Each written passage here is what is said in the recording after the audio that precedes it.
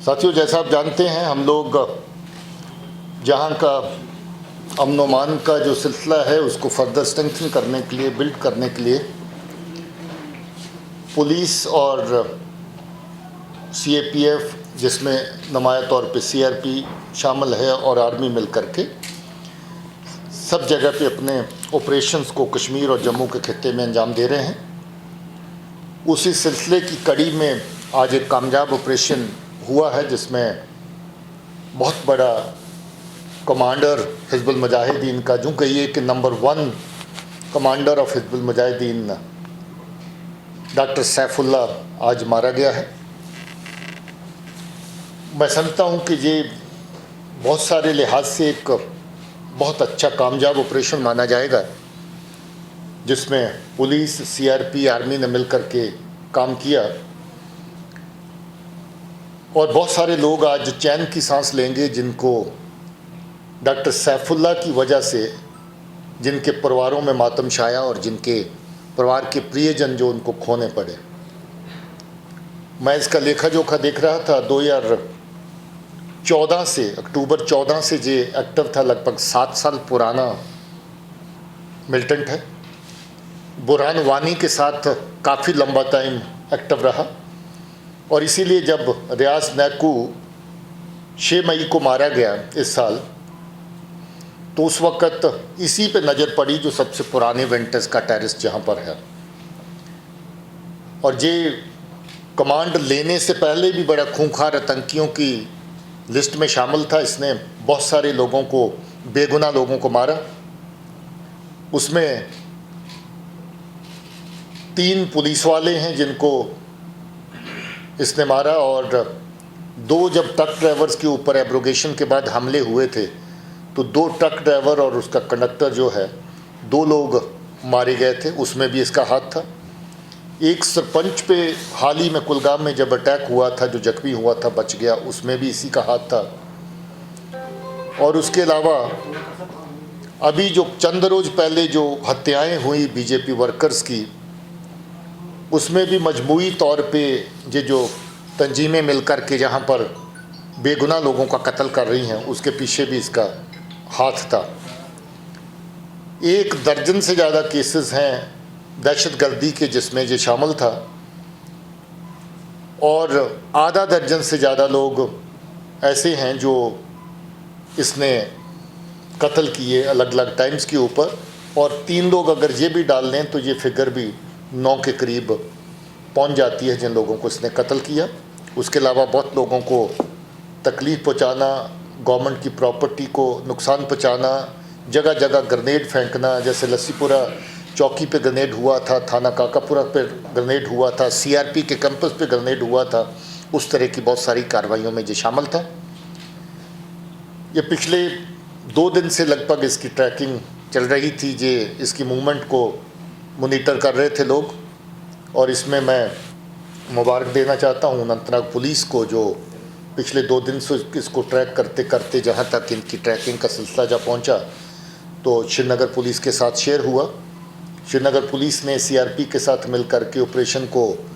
Plan किया, execute किया, जिसमें बाद में आर्मी भी शामिल हुई।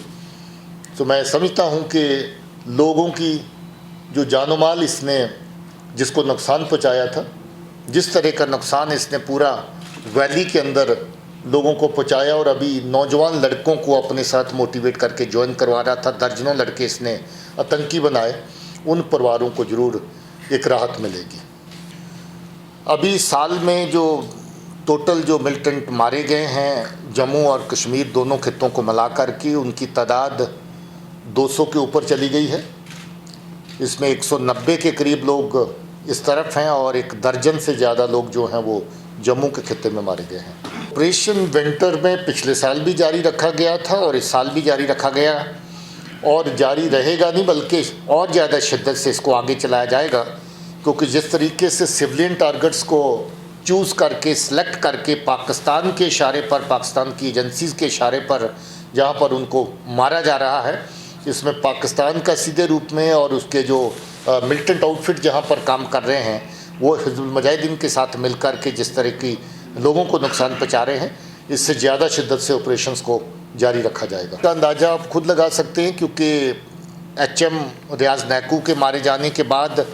एकदम लीडरलेस हो गई थी, और आज फिर से वही पोजीशन दोबारा हुई है कि जो चीफ कमांडर एक ऑर्गेनाइजेशन का है, जो सारे ऑपरेशन प्लान करता था, जो पाकिस्तान की टेरर मशीन है उसको जहाँ पर जिंदा रख रहा था, उसको चला रहा था, उसके मारे जाने के साथ वाकया में एक बहुत बड़ा धचका जो उनको पहुँचा है। लगता तो ऐसा है, अभी तक जितने लोग फिगर करते थे अलग अलग जगहों पे, तो उसके मुताबिक सारे के सारे ख़त्म हो चुके थे। हाँ, और अब्बास का अभी मेरा आई साहब का कहना है कि एक का बकाया है अभी, तो अभी उसके अलावा तो जितने लोग टाइम टू टाइम फिगर होते रहे लगभग सबकी एलिमिनेशन हो चुकी है। देखिए, जो हमारी इतला है इसमें पिछले कुछ दिनों से इन्होंने सिविलियन टारगेट्स को अलग अलग जगहों पे एलिमिनेट करने का, टारगेट करने का निशाना रखा हुआ है। अभी कुलगाम में हुआ, उससे पहले गांदरबल में हुआ, और रिपोर्ट्स ये थी कि इनका कोई श्रीनगर और बडगाम के एरिया में और इस तरह का अटैक करने की प्लान है। मोस्ट लाइकली कोई इसी तरह की जो टारगेट किलिंग या किसी कैंपस के ऊपर अटैक करने की प्लान से जहाँ पर ये पहुँचा था। देखिए, ऐसा तो कोई सीधा कनेक्शन नज़र नहीं आता है। सर, अगर हम कहें कि जो ये एरिया है पूरा सिक्योर एरिया है, क्योंकि एरिया कोई तो हम कह सकते हैं कि एक बड़ा जो प्लान हो सकता है वो विफल बनाया गया सुरक्षा। पॉसिबिलिटी रूल आउट नहीं होती, क्योंकि ये लोग जब भी श्रीनगर की तरफ आते हैं, नौगाम की तरफ आते हैं, बाईपास की एरिया पे आते हैं, तो कोई ना कोई टारगेट, कोई ना कोई मिशन इनका रहता है। अभी भी इत्तला के मुताबिक कोई इस तरह का मिशन इनका किसी सिविलियन टारगेट को या कोई सिक्योरिटी फोर्सेस के टारगेट को हिट करने का था। उसकी डिटेल्स अभी कॉन्फिडेंशियल रखी गई हैं, वो अभी तफ्तीश का हिस्सा है। देखिए, एक तो ये स्टेटमेंट गलत है कि उनके घर वालों को डेड बॉडी नहीं दी जाती। उनके घर वालों को ही डेड बॉडी दी जाती है, उसका दफन लोकल लेवल पे नहीं होता, क्योंकि उससे पहले जब ये सिलसिला शुरू हुआ था, लोकल दफन करते वक्त हजूम जमा करके मिलिटेंट ही लाते थे, और उनकी कोशिश होती थी कि ज़्यादा से ज़्यादा लोगों को ऐसे मौके का फ़ायदा उठा करके इमोशनली ब्लैकमेल किया जाए, उनको मोटिवेट किया जाए, और वहीं से कब्रगाह से कोई और बंदा तैयार करके मिलिटेंट्स की सफ़ों में शामिल होने के लिए साथ में लिया जाए। उसके साथ कोविड का प्रोसेस आ गया, तो कोविड के चलते ये फैसला हुआ कि डेड बॉडीज़ को हैंडओवर करने से अगर बहुत बड़ी तादाद में गैदरिंग्स होती हैं तो उनको डिस्कस करने का यही एक तरीका है कि घर वाले तो शामिल हों, जैसे कोविड के प्रोटोकॉल्स थे, मगर घर वालों के अलावा जो लोग हैं उनको डिस्कस किया जाए। इसीलिए डेड बॉडी लोकली ना दफन करके दूसरे ज़िले में दफन करते थे। तो ये पार्ट एक तो मैंने आपका क्लैरिफाई कर दिया कि घर वाले होते हैं, उनकी मौजूदगी में दफन होता है, बल्कि मैजिस्ट्रेट वहाँ पर मौके पर खड़े होते हैं, इनके सैंपल लिए जाते हैं, हर तरह के फ़ोटोग्राफी करी जाती है, वीडियोग्राफी करी जाती है, वो सारा रिकॉर्ड रखा जाता है आगे, क्योंकि अभी कोविड गया नहीं है तो ये सिलसिला भी जारी रहेगा। सर, अभी जो लैंड लॉस हो रहे हैं तो उसके चलते जो है इनपुट्स है, there are some plannings to create the unrest in Kashmir. So इस पे सर सिक्योरिटी एजेंसीज कैसे देखते हैं, क्योंकि जो बहुत खामोश रही थी जो सेपरेटिस्ट ऑर्गेनाइजेशन, उन्होंने भी अब शटडाउन कॉल्स दिए थे, तो कैसे देखते हैं आप इसको? क्या ऐसी आज भी मैं समझता हूँ कि लोग बहुत कोऑपरेटिव हैं, लोग समझते हैं इन चीज़ों को। जैसे कि पहले ही गवर्नमेंट ने क्लैरिफाई कर दिया है, किसी की ज़मीन को कोई ख़तरा नहीं है, कोई किसी से ज़बरदस्ती ज़मीन खाने वाला नहीं है। पहले भी सिलसिला था, कुछ सिलसिलों को थोड़ा बहुत मॉडिफाई किया है, चेंज किया गया है। उसके मुताबिक जहाँ पर जो कमर्शियल या बाकी एक्टिविटी चलती थी उसको और पुश मिले। सरकार की यही नीति है कि उसमें लोग अपना और अच्छे से आकर के जो लोगों की सुविधाएं हैं, जो लोगों की सेहत से रिलेटेड इश्यूज़ हैं, लोगों की तरक्की से रिलेटेड इश्यूज़ हैं, उसको और बढ़ावा मिले। तो मुझे लगता है कि अगर लोगों को खामखा में वर्गलाने की कोशिश की जाएगी, मिसलीड करने की कोशिश की जाएगी, तो लोग इस बात को समझते हैं, बड़े अच्छे से समझते हैं, इसीलिए अभी तक कॉपरेट कर रहे हैं और आगे भी